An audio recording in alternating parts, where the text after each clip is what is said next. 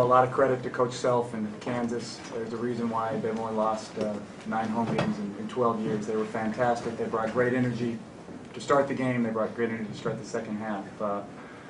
Was proud of our new group in terms of coming into this kind of an environment. Thought it was very, very good for our young guys. We were right there for about 32 minutes, and we just got to continue to get better at learning how to win these kind of games. But again, a lot of credit to Kansas. Thought that it's a great experience for us in terms of what we're trying to do.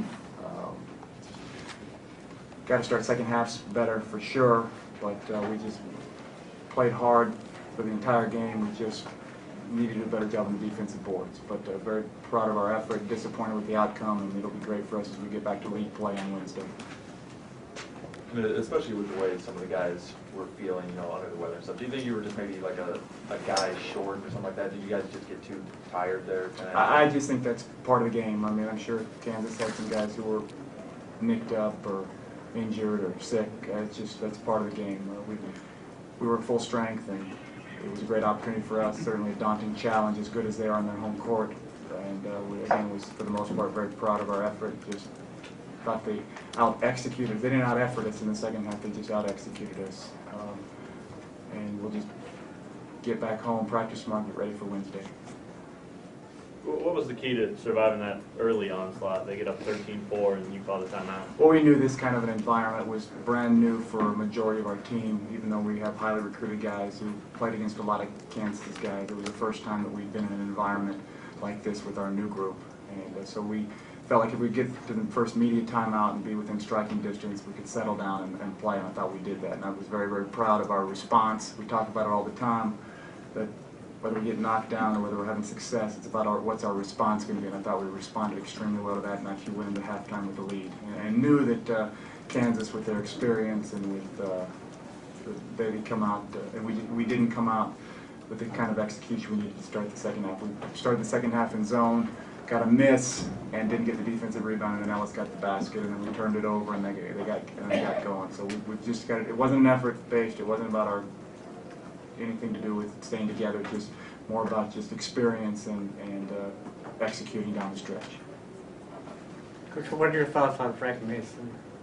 He is the guy that makes that whole thing go. Certainly, Coach Self's got a fantastic team. It's a team that you watch him from the start of the season to now. They've made great progress, as all of Coach Self's teams do. But he's a guy who, just like Cody Doolin does for us, he's a guy who organizes and gets the ball where he needs to get to. And that probably doesn't get as much credit as he deserves. He was the guy, as talented as the rest of the guys around that team, he was the guy who was first in our scouting report. He's the guy who makes the whole thing go. To us, he was the key to our season, just like Cody's the key for us in terms of getting the ball to our guys. How unusual is it for a sub-6-footer to finish at the rim as well as Frank Mason is? I think that's obviously why was recruited to Kansas. That's because he's a fantastic player, and he'll be one of many in a long tradition of great guards at Kansas. And he's a guy who can certainly help them make a deep run in the NCAA tournament. But again, you don't always appreciate him until you watch him a few times. You just see he just makes the right play, plays at a great pace. When his team needs a basket, he scores a basket. Most of the time, he's the guy who goes and makes the play, gets it to an inside player, or leaves it up on the break, or makes a steal. He just makes all the right plays. Cody, is it frustrating, like for 32 minutes you're there in a place like this, it can get away from you really quick, like a couple possessions, and all of a sudden 2 goes to 8, and it's just almost impossible.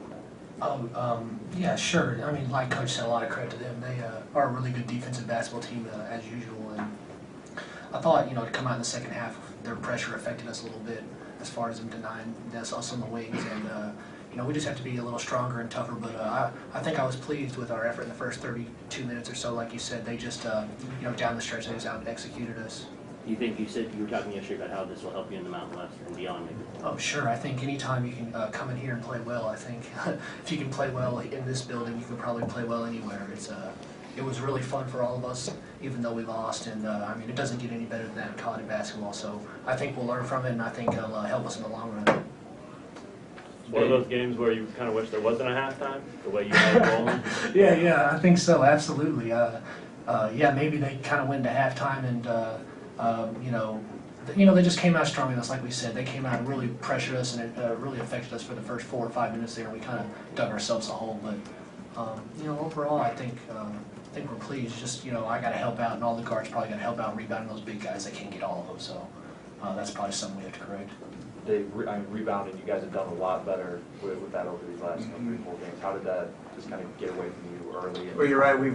We had trouble rebounding the ball early in the season, like we talked about losing Kim Birch and Roscoe Smith. In the last 4 games, including Wyoming and then Utah and Arizona, we out-rebounded all those teams. And then today we gave up 17 offensive rebounds. And we just did not do a good enough job with our guards getting rebounds. I mean, the thing about it is that Chris and Goodluck and Dwayne were all tied up with their big guys, and our guards have got to get in there and get a few more rebounds. And the big part of that is that Kansas is a very physical, athletic team, and so we got to do a better job for sure. Last year, I think you went into conference probably thinking you didn't have a signature win and you had to really do well in conference. You have Arizona this year. 44 is going to improve just by playing number 2 in terms of RPI. Tell about the non-conference. Where do you really think you are right now? It's a great question. I would say that Kansas would probably say our Temple win's a pretty good win too, Right. in terms of RPI and strength of schedule. I just think that a lot of programs, a lot of coaches probably wouldn't have scheduled as tough a schedule as we did with as many new guys as we have, and I just felt like it was the best way. First of all, that's what we need to do at UNLV is we try to build our program, and I just thought it was the best way for our younger guys to grow up getting ready for conference play. I think we're in a position where we've obviously got to do very well on conference play, but I think we're certainly in the discussion.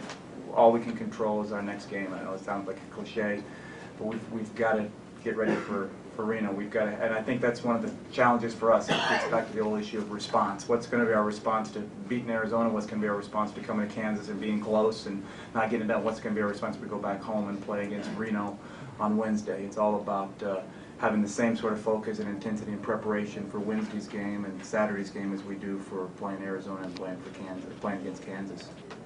Coach, we saw Goodluck Okanobu am I pronouncing his name right? Close, yeah. We saw him take a bit of a spill in the second half. Is he okay? Yeah, he's a little banged up and sore, but he's a competitor, and so he'll be fine. He's a tough guy. I thought that he did a great job of battling against Traylor and against Alexander. We know how good those 2 players are, and he continues to get better. He's become a great defensive presence for us and shot blocker, and he just continues to get better as all of our young guys do. One more for Coach, if you have it. What's your thoughts on Kelly Oubre? Got to see him a lot last year, just from the standpoint of him being at Findlay Prep, and he just continues to get better. He's a versatile guy. I think the first word that comes to my mind is versatility.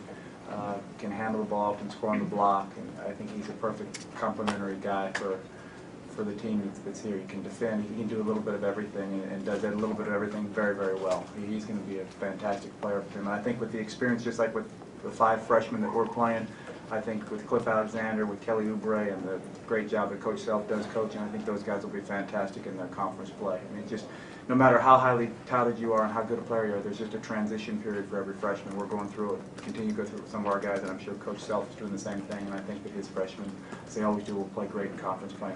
Kelly will be one of those guys who will be a very important player for them. Thanks, Coach. Thanks, everybody.